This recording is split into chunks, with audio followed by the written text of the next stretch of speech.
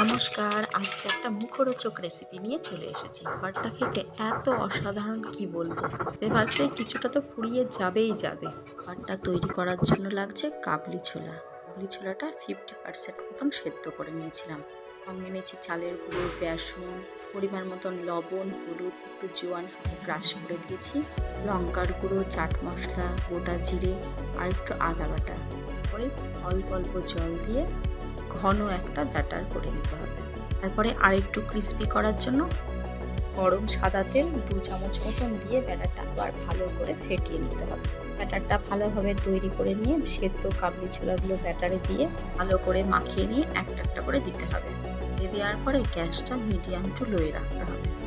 এখানে একটা কথা মনে রাখতে হবে, ব্যাটারটা যখন করবে জলটা খুব সাবধানে দিতে হবে যাতে ব্যাটারটা পাতলা না হয়ে যায়। ঘন একটা ব্যাটার হবে। পাশে অবশ্যই চাটা রেডি রাখবে, না হলেই দেখবে ফুরিয়ে গেছে।